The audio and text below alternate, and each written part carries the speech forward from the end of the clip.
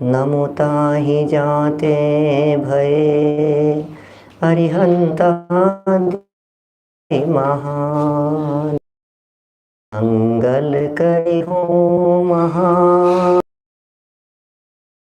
काज जाते मिले समाज सब पावे निज पद राज पावे निज पद राज। शिव उपाय करते प्रथम कारण मंगल रूप विघ्न विनाशक सुख करण नमो शुद्ध शिव भूप नमो शुद्ध शिव भूप। मोक्ष मार्ग प्रकाशक नामक ये ग्रंथ है आचार्य कल्प पंडित प्रवर टोडरमल जी साहब की। ये है सुंदर अनुपम रचना, 9वां अधिकार या ऐसा कह सकते हैं यह अपूर्व कृति दिनों दिन समापन की ओर है। हम लोग पहुंच गए हैं 330 नंबर पेज पर। बड़ी सुंदर मार्मिक चर्चा यहाँ चल रही है, प्रयोजनभूत चर्चा है कि हमें सम्यक दर्शन की प्राप्ति के लिए क्या करना है। उस प्रक्रिया के अंतर्गत 4 यहाँ लक्षण कहे और चारों लक्षणों में समन्वय की बातें भी हुई। और ये कहा गया कि भाई सबसे पहले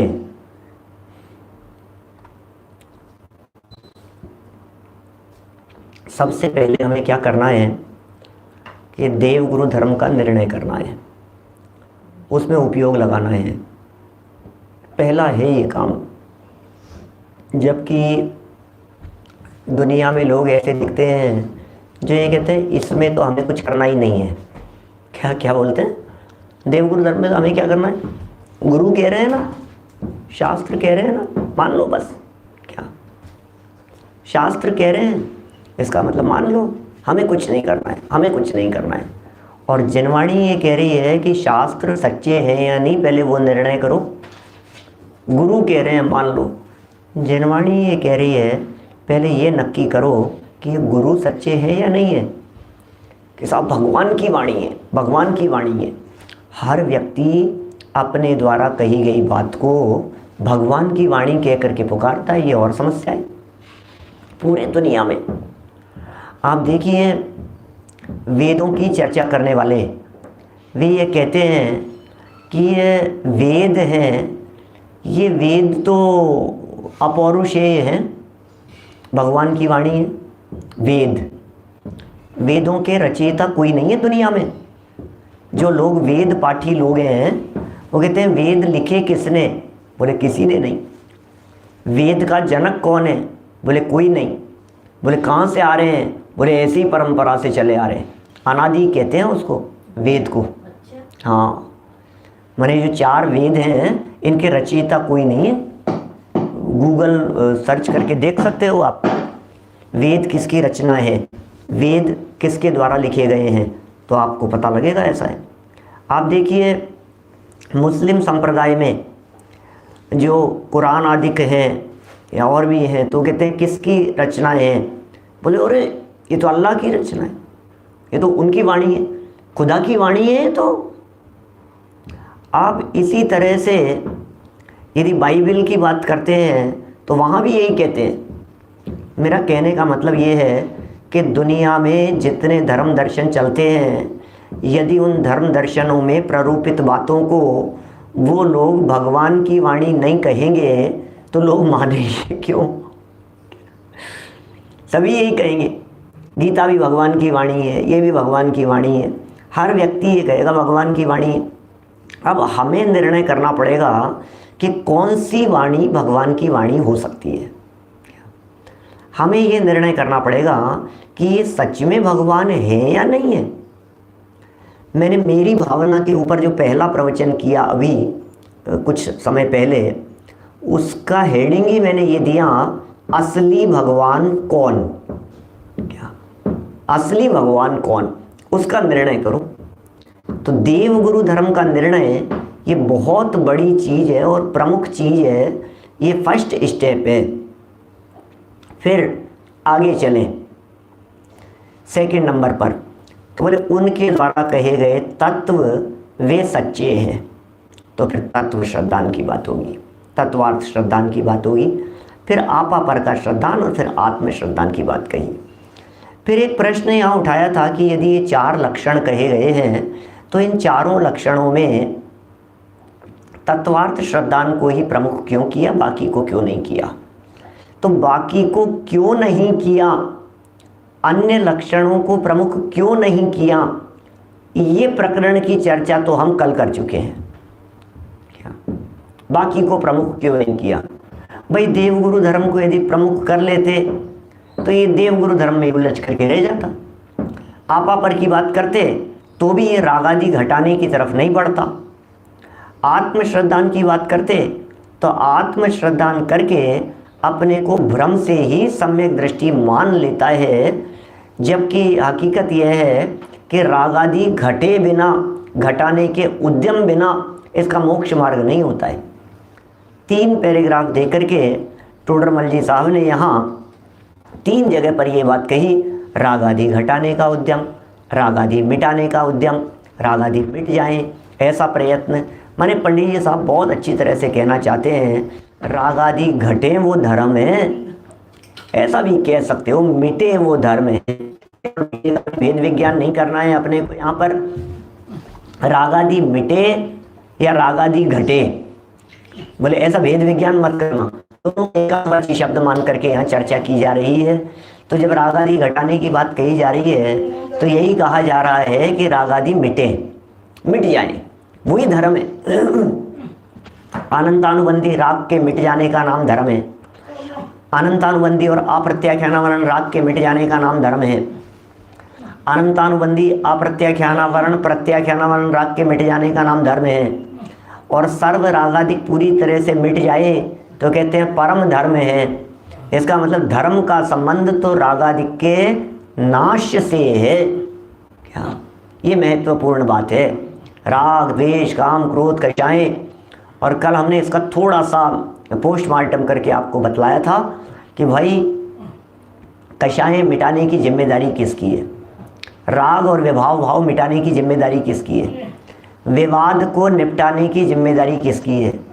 हम जितने लोग आत्मार्थी लोग सामने सुन रहे हैं, यदि इसको अपनी जिम्मेदारी मान लेवें कि मुझे विवाद नहीं करना, मुझे झगड़ा नहीं करना, मुझे कषाय नहीं करना, मुझे द्वेष नहीं करना, यदि अपनी जिम्मेदारी समझ लेवें तो हर विवाद और हर समस्या का समाधान हो जाएगा। वैसा बोलो, हर घर की समस्याओं के समाधान हो सकते हैं इसमें, यदि हम जिम्मेदारी लेवें कि नहीं मेरी जिम्मेदारी है भाई साहब, विवाद बढ़ेगा नहीं, बस मैं जो भी करूँगा मेरा एक्शन रिएक्शन सोच मेरा चिंतन इस दिशा में चलेगा कि इसे निपटाया कैसे जा सकता है, सोच कैसी चलनी चाहिए। एक आत्मार्थी की सम्यक दर्शन प्राप्त करने के प्रयासरत जीव की चर्चा चल रही है यहाँ पर।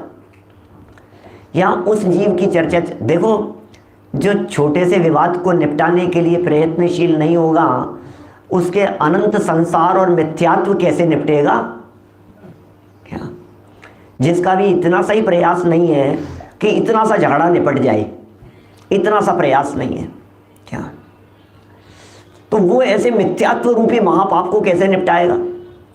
जिससे अभी छोटा सा झगड़ा नहीं निपट रहा है उससे अनंत संसार का विवाद कैसे निपटेगा। तो छोटी छोटी सी जंग जीतनी पड़ेगी ना, बड़ी जंग जीतने के लिए इतनी सी लड़ाई नहीं लड़ पा रहा है। जो अभी ABCD नहीं लिख पा रहा है वो पूरा का पूरा ऐसे कैसे लिखेगा।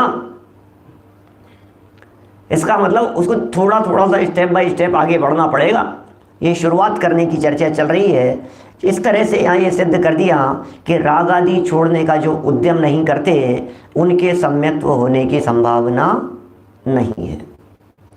जो राग आदि छोड़ने का उद्यम नहीं करते, राग आदि छोड़ने का उद्यम नहीं करते और भ्रम से अपने आप को सम्यक दृष्टि मान लेते हैं, उनका यहाँ निषेध किया गया। देखिए बात कर रहे हैं यहाँ पर आगे 330 नंबर पेज देखिए,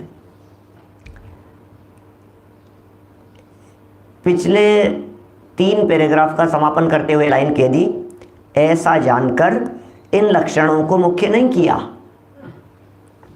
बात खत्म हो गई। कहते हैं तथा तत्वार्थ श्रद्धान लक्षण में जीव अजीवादिक का व आश्रवादिक का श्रद्धान होता है। जब तत्वार्थ श्रद्धान की बात कही जाती है, जब तत्वार्थ श्रद्धान की चर्चा होती है, तो फिर जीव अजीव के भी श्रद्धान की बात होती है और आश्रवादिक के भी श्रद्धान की बात होती है। वहाँ सर्व का स्वरूप भली भांति भाषित होता है, तब मोक्ष मार्ग के प्रयोजन की सिद्धि होती है। माने जब जीव अजीव आदि 7 तत्वों का ये जीव श्रद्धान करता है, तो 7 तत्वों का श्रद्धान करने से सारी बातों का स्वरूप माने पिक्चर क्लियर हो जाती है। क्या करना है, कहाँ पहुँचना है, क्या दुख के कारण है, क्या सुख के कारण है, तकलीफ किस वजह से है, पर कौन है, मैं कौन हूँ, सुखी मुझे होना है, मैं इससे भिन्न हूँ। माने पूरी पिक्चर क्लियर हो गई तत्वार्थ श्रद्धान में। कहते हैं इस 7 के अलावा और किसी को जानने की जरूरत नहीं है, इन 7 के अलावा और किसी को मानने की जरूरत नहीं है, इन 7 के अलावा और कुछ पढ़ने की जरूरत नहीं है। यदि इन 7 बातों को गहराई से जान लिया जाए, यदि इन 7 बातों को गहराई से समझ लिया जाए, यदि इन 7 बातों के ऊपर स्वरूप समझ करके दृढ़ श्रद्धान कर लिया जाए, बोले मोक्ष मार्ग प्रकट करने के लिए आपको जो करना है वो काम पूरा हो गया, खत्म है कहानी। सिर्फ और सिर्फ 7। आप देखिए 7000 ग्रंथों को 7 अरे ग्रंथों से भी सिमेट करके सिर्फ 7 तत्व पर ले आए हैं। इससे ज़्यादा शॉर्ट और क्या बात हो सकती है क्या? जो वीडियो क्लियर नहीं आ रहा है वो सिर्फ नेट की प्रॉब्लम की वजह से है, कोई बात नहीं, क्या कर सकते हैं। हमारा पिक्चर क्या देखना है, बात क्लियर आनी चाहिए, शब्द बराबर सुनाई देने चाहिए, ठीक है ना, विषय क्लियर होना चाहिए। देखो गूंज रही है आवाज़ क्या, तो थोड़ा सा कम कर लेते हैं हल्के से। देखिए अब क्या कह रहे हैं आगे, अब सुनिए बात को, आगे बढ़ रहे हैं यहाँ। तथा तत्वार्थ श्रद्धान लक्षण में, क्या तत्वार्थ श्रद्धान लक्षण में जीव अजीवादिक, ठीक है ना, ये तो जीव अजीव आदि, आदि क्या लगा दिया, यहाँ जो आदि शब्द का प्रयोग किया है ये आश्रम बंद संवर निर्जरा मोक्ष के अर्थ में नहीं किया है। अवनीश भाई ध्यान दीजिएगा क्या कह रहे हैं, ये कह रहे हैं जीव अजीव आदिक का व आश्रम आदिक का। तो फिर जीव अजीव के साथ में यदि आदि लगा दिया तो फिर आश्रम आदि क्यों दे दिया? या तो जीव अजीव व आश्रमवादी ऐसा कहते तब तो समझ में आती बात। इसका मतलब यहाँ जो जीव अजीव के साथ में आदि शब्द का प्रयोग किया है ये जीव और अजीव के विस्तार करने के लिए दिया है। ये दुनिया के सर्व जीव अजीवादिक की बात कही है। क्या सर्व जीवों का स्वरूप भाषित होता है ऐसा बतलाने के लिए आदि शब्द का प्रयोग किया है यहाँ। अकेला मैं जीव हूं और शरीर अजीव है, यद्यपि भेद विज्ञान के लिए प्रयोजनभूत तो इतना ही है कि मैं जीव हूं और शरीर अजीव है, भेद विज्ञान के लिए प्रयोजनभूत तो इतना ही है। तथापि ये कह रहे हैं सर्व का स्वरूप भली भांति भाषित होता है। इसका मतलब जिसने 7 को जान लिया उसने पूरी दुनिया को जान लिया, ऐसा कहना चाह रहे हैं। जिसने जीव अजीव को जान लिया उसने पूरे विश्व को जान लिया। जिसने जीव अजीव को जान लिया अब जीव अजीव के स्वरूप को जान लिया। अब किसका स्वरूप जानना बाकी रह गया?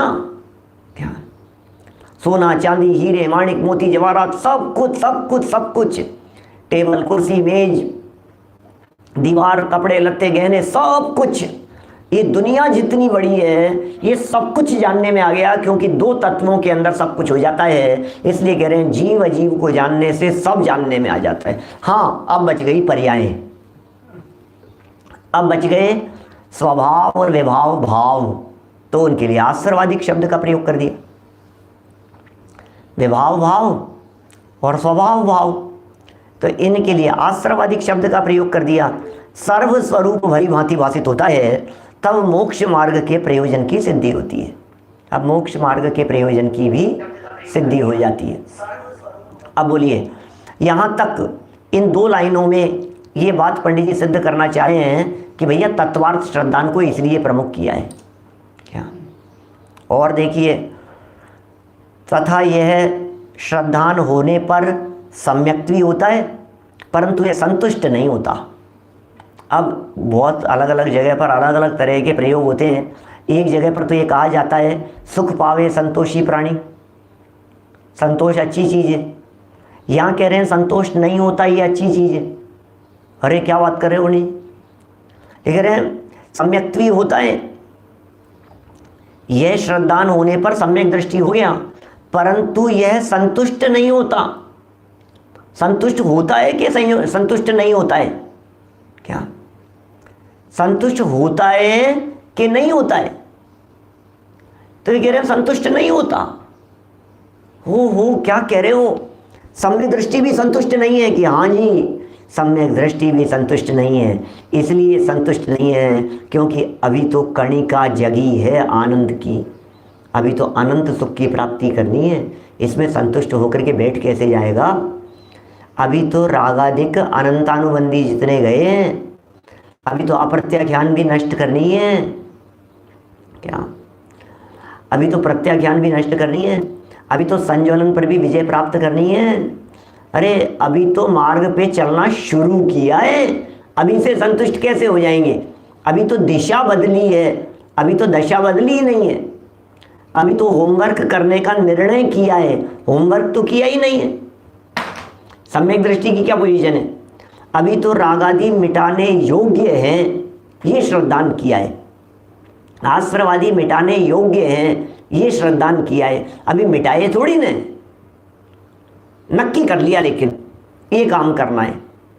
तो ये कह रहे हैं यहाँ पर, देखो आप कितना महत्वपूर्ण शब्द है, परंतु ये संतुष्ट नहीं होता, संतुष्ट नहीं होता। एकदम जब वाक्य पढ़ा तो ऐसा लगा ये कैसी बात कह रहे हैं, संतुष्ट नहीं होता ये बात। सम्यक दृष्टि हो गया और फिर कह रहे हैं ये संतुष्ट नहीं है। सुनो, जब व्यापार रोजगार की बात आवे, जब धन संपत्ति वैभव की बात आवे, तब तो ये कहा जाएगा कि संतुष्ट रहना, संतोष रखना। जब धर्म क्षेत्र की बात आए तो कहते हैं संतुष्टि मत रखना, आगे बढ़ते चले जाना। ये क्या करता है? बिजनेस में, कमाने में, पैसे में, उसमें तो असंतुष्ट रहता है। और जब जनवाणी पढ़ने की, गाथाएं याद करने की, विषय को समझने की बात करते हैं तो कहते हैं क्या होगा इससे, अब कर लिया, अब रहने दो, इससे कुछ होता तो है नहीं। क्यों याद करा रहे हो 14 गुण स्थान के नाम, मार्गण स्थानों के नाम याद करके क्या हो जाएगा? उसमें संतुष्ट हो जाता है। वो कहता है बस अपन ने तो समझ लिया, मैं अलग हूँ, शरीर अलग है, इतना मैं समझ लिया, अब ज़्यादा कुछ करने की ज़रूरत नहीं है। उल्टा काम हो रहा है, जहाँ असंतुष्ट होना चाहिए वहाँ संतुष्ट हो रहा है, और जहाँ दुनियादारी में संतुष्ट होना चाहिए वहाँ असंतुष्ट रहता है, इसलिए सुखी नहीं हो पाता। यहाँ सम्यक दृष्टि को भी असंतुष्ट कह करके पुकारे हैं। संतोषी व्यक्ति परम सुखी होता है। इसका अर्थ यह है बिजनेस की दृष्टि से, काम धाम की दृष्टि से, पैसे की दृष्टि से, संपत्ति वैभव की दृष्टि से संतुष्ट है वो, ठीक है, जितना है अपना काम चलता है, जितना है। अरे हमें क्या करना है, छोड़ करके जाने के लिए क्यों इकट्ठा कर रहे हैं, मुझे ये समझ में नहीं आता है, इसलिए संतुष्ट रहता है, असंतोष नहीं है उसको। लेकिन मोक्ष मार्ग का जहाँ प्रसंग आता है वहाँ ये कहता है हो क्या बात कर रहे हो आप, मोक्ष मार्ग का प्रसंग है, असंतुष्ट रहता है, असंतुष्ट रहता है। अरे अभी क्या हुआ है, अभी तो मुझे आगे बढ़ना है, अरे अभी तो मुझे और आगे बढ़ना है, अरे मुझे अभी तो पूर्णता की प्राप्ति करनी है, मुझे सिद्धत्व की प्राप्ति करनी है, सिद्ध दशा मुझे अपने जीवन में प्रकट करनी है। भाई साहब, ये पूर्णता की प्राप्ति का लक्ष्य होता है उसके जीवन में, इसलिए कह रहे हैं संतुष्ट की बात। संतुष्ट नहीं होता। वाक्य अचानक कोई व्यक्ति इस वाक्य को पढ़ ले हुए तो कहे नहीं नहीं ये संतुष्ट होता है, आना चाहिए, ये नहीं गलत छप गया, गलत नहीं होना चाहिए क्या? मैंने समझ नहीं पाते हैं लाइनों का अर्थ, पंडित जी की लाइनों में छिपी हुई जो गहराई है, ये कहना चाह रहे हैं कि भैया संतुष्ट संतुष्ट संतुष्ट मत होना, स्वाध्याय करते हुए कभी संतुष्ट मत होना, जिनवाणी का अभ्यास करते हुए कभी संतुष्ट मत होना।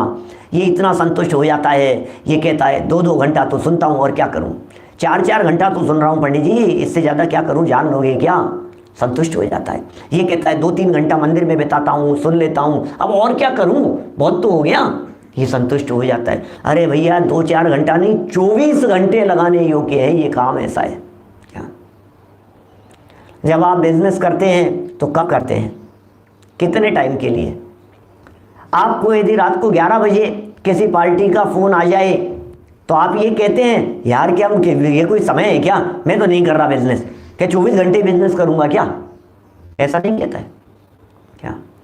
यदि कोई पार्टी जिससे कोई डीलिंग फाइनल होने वाली हो, समझ लो आप डील फाइनल हो रही हो, कुछ करोड़ों का प्रॉफिट होना हो, कुछ संभावना हो, और वो ये कहे मेरे पास दिन में टाइम नहीं है और मैं तो अभी 11 बजे मेरा ये निर्णय हुआ है, कल मीटिंग रखने वाले थे ना अपन, 11 बजे निर्णय हुआ है, सुबह 5 बजे की फ्लाइट से निकलना है।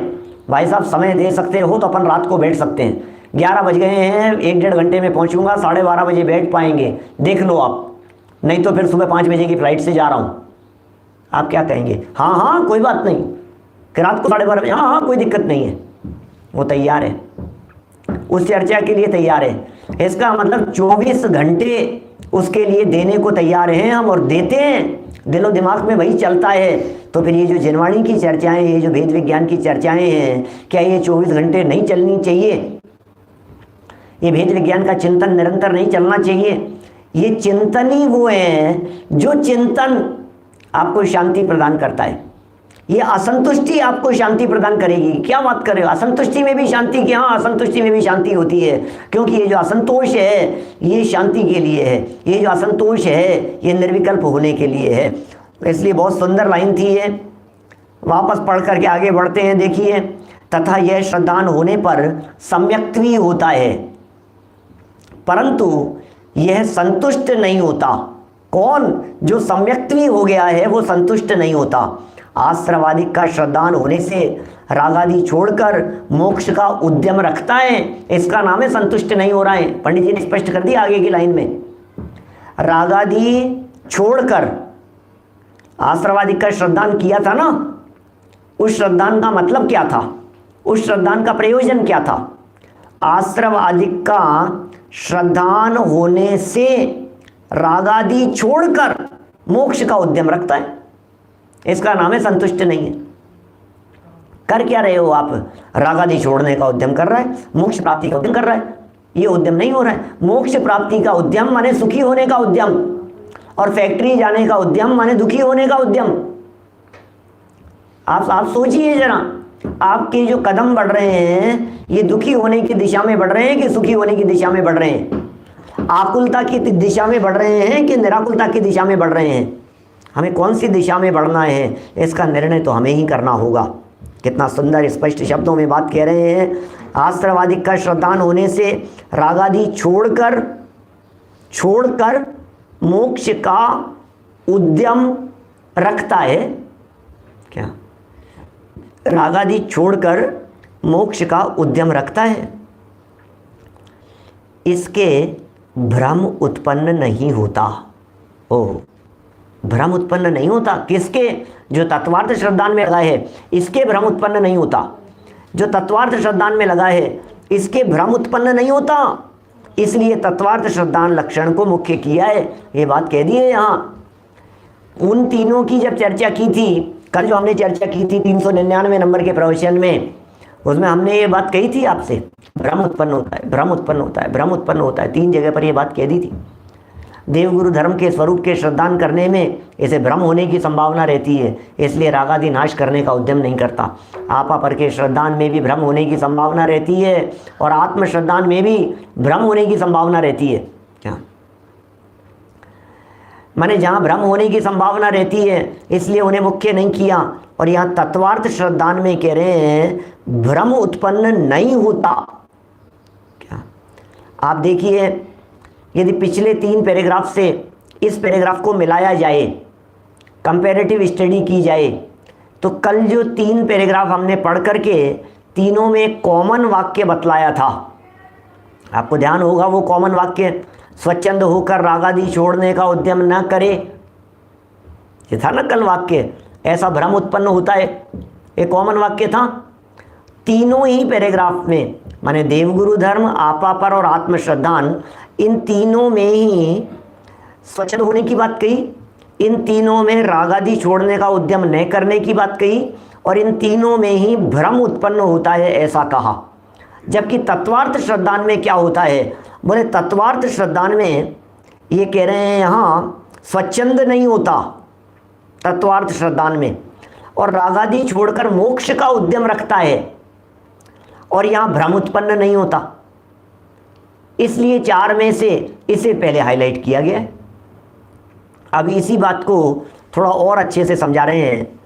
अथवा तत्वार्थ श्रद्धान लक्षण में तो देवादिक का श्रद्धान व आपा पर का श्रद्धान व आत्मश्रद्धान गर्भित होता है, वह तो तुच्छ बुद्धियों को भी भाषित होता है। अब ये भी सुनिए क्या बात कह दी है भाई। ये जो कंपैरिजन चल रहा है ये एक तरफ तो है तत्वार्थ श्रद्धान एक, और दूसरी तरफ है देवगुरु धर्म, आपा पर और आत्मश्रद्धान। ये 3 एक तरफ है और तत्वार्थ श्रद्धान एक तरफ है। ये कह रहे हैं यदि इन तीनों में से कोई भी अपनाता है तो तत्वार्थ श्रद्धान नहीं होगा, भ्रम हो जाएगा, रागादि दूर करने की तरफ नहीं बढ़ेगा, क्योंकि उसके अंदर रागादि की बात की नहीं गई है। देवगुरु धर्म की बात बतलाई तो तुझे रागादि छोड़ने योग्य है, ये बात ही ख्याल में नहीं आएगी।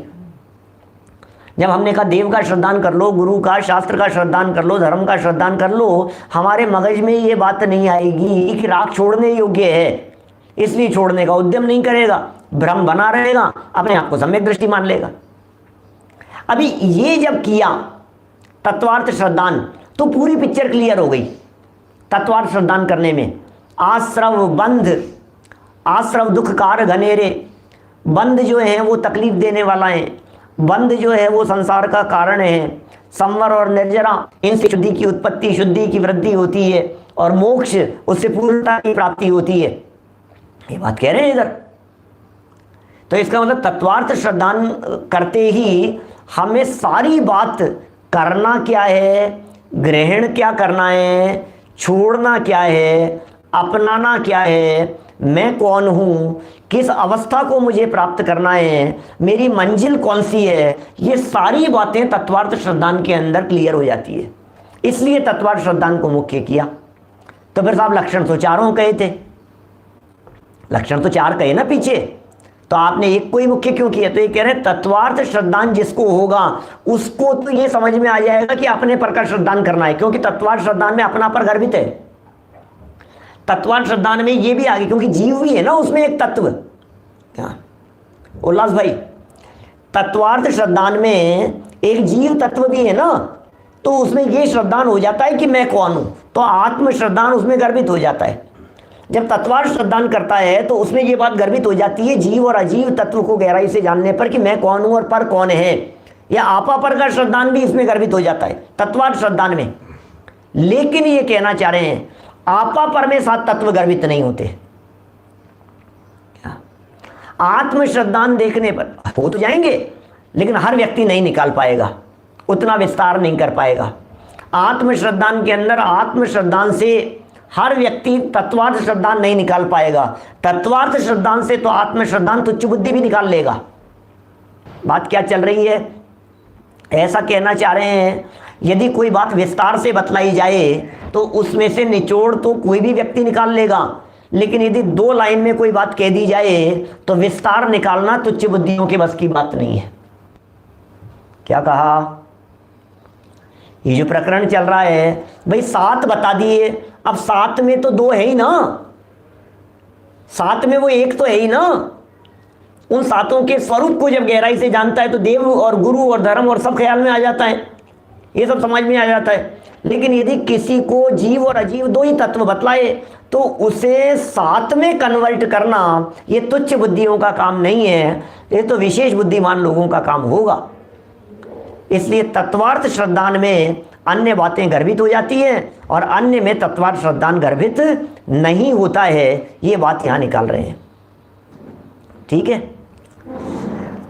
देखिए आप, विस्तार में से निष्कर्ष निकालना आसान होता है, निष्कर्ष को विस्तार देना आसान काम नहीं होता है।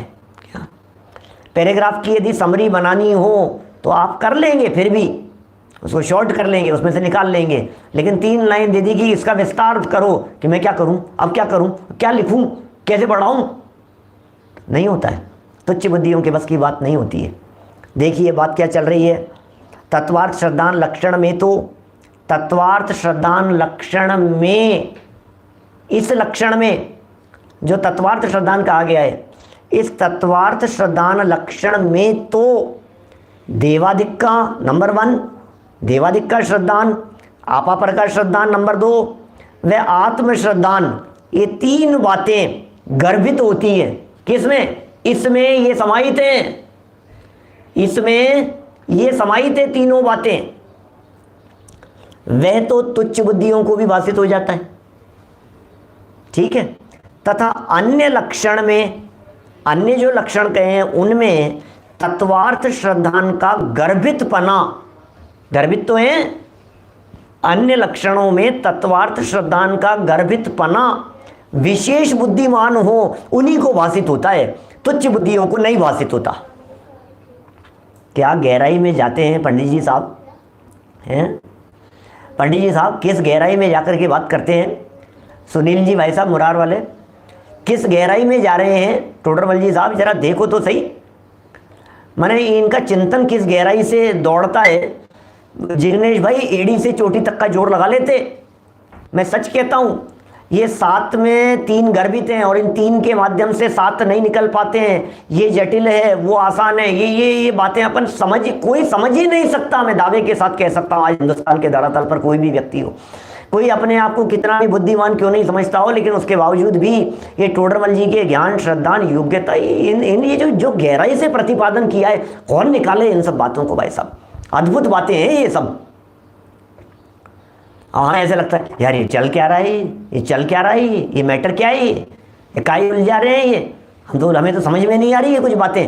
अरे भाई, समझ में आने के लिए उपयोग लगाना पड़ेगा। ये कुछ गहरी बातें हैं, ये कुछ बहुत गहरी बातें हैं। क्या देखिए, क्या निष्कर्ष वाक्य हो गए, खोलो जरा इन निष्कर्ष वाक्यों को। क्या निष्कर्ष वाक्य दिए। अन्य लक्षण में तत्वार्थ श्रद्धान का गर्भितपना, अन्य श्रद्धान में, एक एक को खोलते जाइए। अन्य श्रद्धान में माने उन तीनों में तत्वार्थ श्रद्धान का गर्भितपना विशेष बुद्धिमान हो उन्हीं को भाषित होता है। क्या विशेष बुद्धिमान लोगों को ही भाषित होता है। जो विशेष बुद्धिमान होंगे वही निकाल पाएंगे। कैसे निकालेंगे? लगाओ, थोड़ी सी बुद्धि लगाओ विशेष बुद्धिमानों की तरह। तो कैसे निकालेंगे? तो देखिए क्या कह रहे हैं, जैसे आत्मश्रद्धान है। अब इसमें 7 निकालो। धर्मचंद जी साहब लवाण वाले, देखो क्या कह रहे हैं। इसमें कह रहे हैं आत्मश्रद्धान है। अब आत्मश्रद्धान में 7 निकालने हैं, तो कैसे निकलेंगे? बोले आत्मश्रद्धान में जिसे अपने आप का श्रद्धान होता है, तो अपने आप का सच्चा श्रद्धान तब संभव है जब पर का पररूप श्रद्धान होगा, अदरवाइज अपने आप में मिलावट हो जाएगी। जब हमने कहा आत्मा को जान, हमने कहा भैया नमक लेकर के आना, तो नमक को वो व्यक्ति ढंग से ला सकता है जो बूरे को भिन्न पहचानता हो। यदि बूरा भिन्न नहीं पहचानता तो नमक के चक्कर में कंफ्यूज होकर के बूरा भी ला सकता है।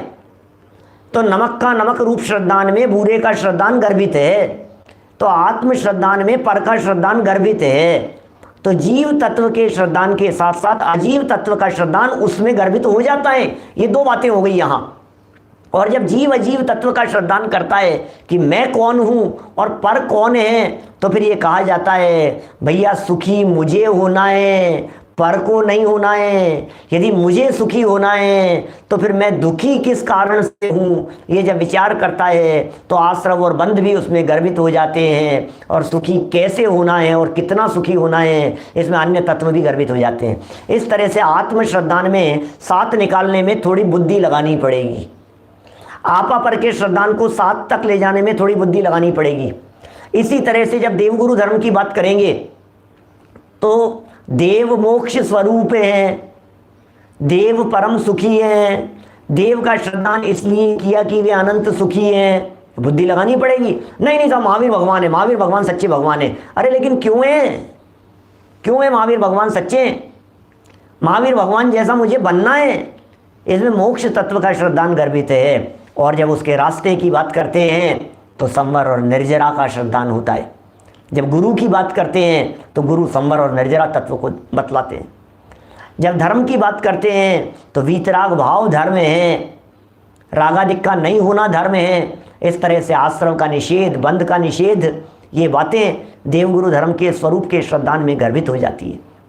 देवगुरु धर्म के स्वरूप के श्रद्धान में अपने आप ही जब देवगुरु धर्म के स्वरूप का श्रद्धान किया जाता है तो सात तत्वों का श्रद्धान उसमें निकल जाता है।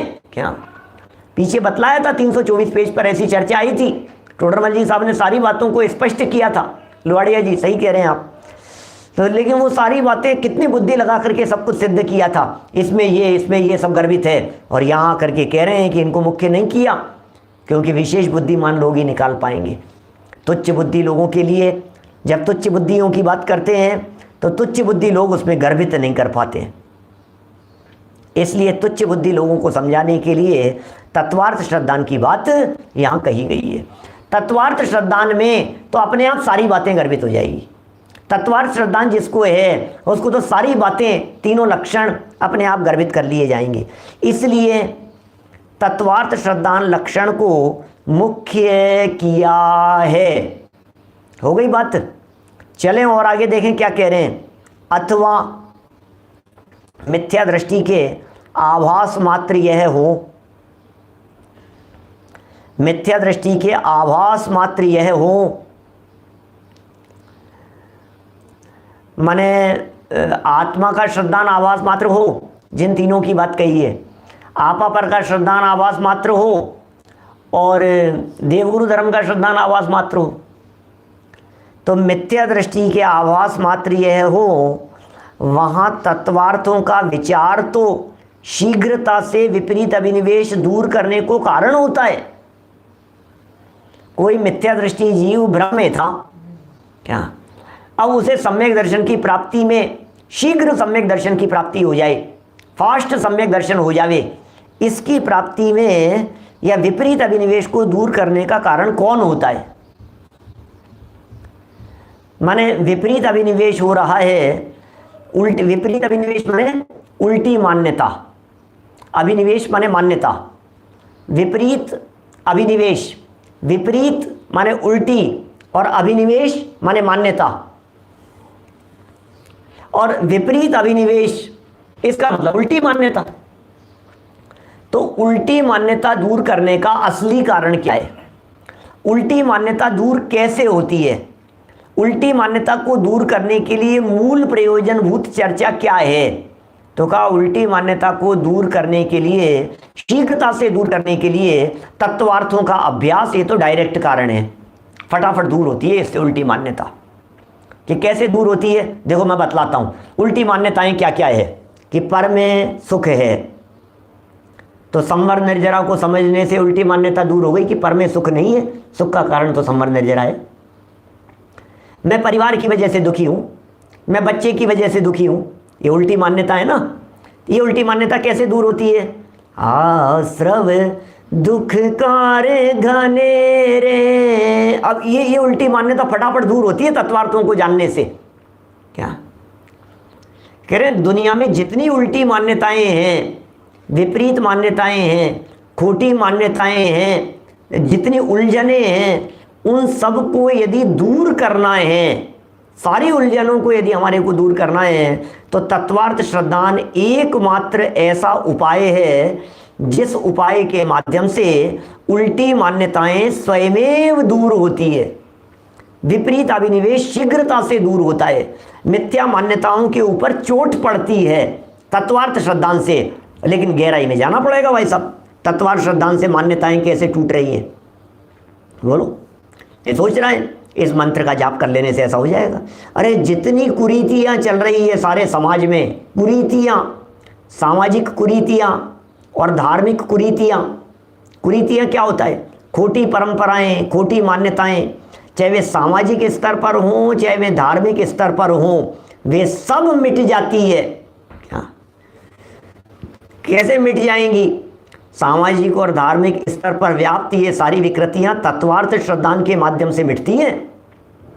अभी जिसे तत्व की खबर नहीं है वो तो यही कहेगा, इसने मुझे गाली दे दी, बहुत परेशान कर दिया, इसने मेरे नाक में दम कर रखा है, मैं इसकी वजह से बहुत दुखी हूँ, मैं इसकी वजह से बहुत परेशान हूँ। अब ये उल्टी मान्यता है, इसे कहते हैं विपरीत अभिनिवेश।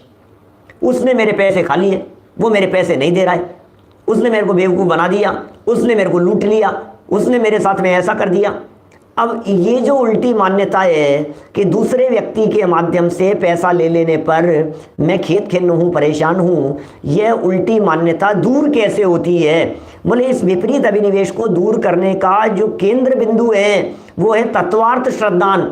इस तत्वार्थ श्रद्धान से वो उल्टी मान्यता स्वयं दूर हो जाती है। ये पंडित जी यहाँ बतलाना चाह रहे हैं। माने कितनी गहराई छिपी हुई, ये जो शीघ्रता की जो बात कह दी है, कैसे शीघ्रता से चली जाएगी? इस श्रद्धान से कैसे चली जाएगी उल्टी मान्यता? आप अपर के श्रद्धान से चली जाए कि नहीं जाएगी? वो पिक्चर ही क्लियर नहीं होती है। उल्टी मान्यता क्या है और किसे दूर करना है? सारी मिथ्या मान्यता और मिथ्या भ्रम तो जीव अजीव को लेकर के, सुख दुख को लेकर के। अच्छा, सुख दुख के अलावा और है क्या दुनिया भर में? बतलाओ मेरे को। मैं डोसे खाने से सुखी हो जाता हूँ, ये मिथ्या मान्यता है ना सुख के संदर्भ में। अच्छा बंगला बनाएंगे तो हम सुखी हो जाएंगे, चलो घूमने के लिए चलो हम सुखी हो जाएं। सारी मिथ्या मान्यताएं तो सुख दुख को आधार बना करके बैठी हुई हैं, और सुख दुख का यथार्थ स्वरूप ख्याल में आता है तत्वार्थों को गहराई से समझने से। क्या मतलब थोड़ा गहराई में जाकर के जब हम चिंतन करते हैं तो तुरंत समझ में आता है। रागादिक दुख कारण जाने, रागादिक दुख कारण जाने, त्याग दीनी बुद्धि भ्रम की महिमा है। बोलो, वापस पढ़ो लाइन, क्या कह रहे हैं? पंडित जी की लाइनों की गहराई में उतरने की कोशिश कीजिए, डूब जाइए उसमें, डुबकी लगाइए, आनंद आएगा। तथा मिथ्या दृष्टि के आभास मात्र ये हो, वहाँ तत्वार्थों का विचार तो देखना, तत्वार्थों का विचार तो शीघ्रता से, तत्वार्थों का विचार तो शीघ्रता से विपरीत अभिनिवेश दूर करने को कारण होता है। क्या? तत्वार्थों का विचार तो जल्दी से ही, जैसे ही तत्वार्थों का विचार हुआ, ये तत्वार्थों का विचार तो शीघ्रता से विपरीत अभिनिवेश दूर करने को कारण होता है, और अन्य लक्षण शीघ्र कारण न हो वे विपरीत अभिनिवेश के भी कारण हो जाएं। लो सोचो आप क्या कह रहे हैं। तत्वार्थ श्रद्धा करने से तो फटाफट विपरीतता, मिथ्या मान्यता, उल्टी मान्यता, उसके विचार में, उसके चिंतन में, उसकी गहराई में ये उल्टी मान्यता दूर होने की संभावनाएं शीघ्र कारण है। और अन्य लक्षणों में बोले डायरेक्ट तो नहीं होगा, शीघ्र तो नहीं होगा, और कदाचित ये भी हो सकता है कि अन्य लक्षणों के चक्कर में ये जीव उल्टी मान्यता में उलझ जाए, विपरीत अभिनिवेश का कारण बन जाए, ऐसा भी संभव है। माने देवगुरु धर्म के श्रद्धान से उल्टी मान्यता का पोषण भी हो सकता है, यह बात भी संभव है। चलिए प्रकरण को संपन्न करने की तरफ बढ़ते हैं। क्या लिखते हैं पंडित जी आगे? इसलिए यहाँ सर्व प्रकार प्रसिद्ध जानकर, सब प्रकार से प्रसिद्ध जानकर, सब प्रकार से बात की गहराई को जानकर, सब प्रकार से बात को गहराई से समझकर विपरीत अभिनिवेश रहित जीवादि तत्वार्थों का श्रद्धान सो ही सम्यक्त्व का लक्षण है, ऐसा निर्देश किया। ओह, ऐसा निर्देश क्यों किया? विपरीत अभिनिवेश रहित ही तत्वार्थ श्रद्धा ने ऐसा निर्देश क्यों किया, ऐसा लक्षण निर्देश क्यों किया? इसलिए किया कि यह सर्व प्रकार से प्रसिद्ध है, तुच्छ बुद्धियों के भी समझ में आ सकता है, इससे विपरीत अभिनिवेश बहुत शीघ्रता से दूर होता है। ये मैंने पॉइंट बतला दिया आपको, एक एक दो लाइन में एक एक लाइन में। इनसे विपरीत अभिनिवेश शीघ्रता से दूर होता है। तत्वार्थ श्रद्धान को समझ लेने से तुच्छ बुद्धि को भी मार्ग समझ में आता है।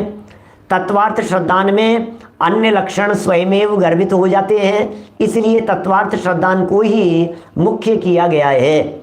अन्य लक्षणों को क्यों नहीं किया है? क्योंकि अन्य लक्षणों से तत्वार्थ श्रद्धान होवे इस बात की गारंटी नहीं है। अन्य लक्षणों से विपरीत अभिनिवेश शीघ्रता से दूर हो ऐसा नियम नहीं बनता है। अन्य लक्षणों को तुच्छ बुद्धि जीव वहां से तत्वार्थ श्रद्धान नहीं निकाल सकते, इसलिए उन्हें मुख्य नहीं किया गया है। ऐसा लक्षण निर्देश का स्वरूप किया, ऐसा लक्षण निर्देश का स्वरूप बताया। ऐसा लक्षण जिस आत्मा के स्वभाव में पाया जाता है वही सम्यक्त्वी जानना। जिसके आत्मा में ऐसा स्वभाव पाया जाता है, ऐसा लक्षण पाया जाता है, उसे छोड़कर यथार्थ रीति से सम्यक दृष्टि होना ही योग्य है। सम्यक दर्शन के संदर्भ में तत्वार्थ श्रद्धान लक्षण को मुख्य करके बहुत बारीक विवेचन यहाँ हुए हैं और टोडरमल जी साहब की पंक्तियों में वो बारीकियाँ बहुत गहराई से आई है। हम सब इन बातों को समझकर यथार्थ सम्यक दर्शन, निश्चय सम्यक दर्शन, परमार्थ सम्यक दर्शन प्रकट करने और प्राप्त करने का प्रयत्न करें। इसी मंगल भावना से बात को विराम दे रहा हूँ। कल से जो प्रकरण चलने वाले हैं ये कुछ समझने वाले प्रकरण चलने वाले हैं, माने उनमें थोड़े से उपयोग और बुद्धि लगानी पड़ेगी। ऐसे प्रकरण आएंगे क्योंकि सम्यक्त्व के भेदों की चर्चा है, उनके स्वरूप की चर्चा है ना। कितने प्रकार के भेद सम्यक दर्शन के कहाँ क्या क्या मिलते हैं उनकी चर्चा कल से करेंगे। शाम को संयम प्रकाश ग्रंथ में भी 73 नंबर प्रवचन, 74 नंबर प्रवचन सम्यक दर्शन की महिमा, सम्यक दर्शन की अद्भुत महिमा, सम्यक दर्शन का स्वरूप, सम्यक दृष्टियों का जीवन, सम्यक दृष्टियों के लाइफ स्टाइल, सम्यक दृष्टियों का चिंतन, बड़ी अद्भुत चर्चाएं चल रही है। हम रात को मिलेंगे 8 बजे और दोपहर में 2:30 बजे हम चर्चा कर रहे हैं 12 भावनाओं की। वो भी बहुत मार्मिक चर्चाएं चल रही है। आप यथा समय उनका लाभ लेते रहें। अभिजनवाणी स्तुति।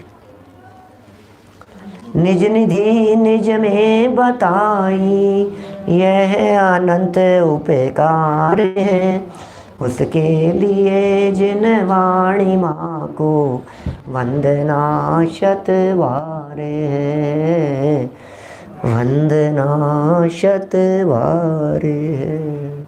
नौ कर्म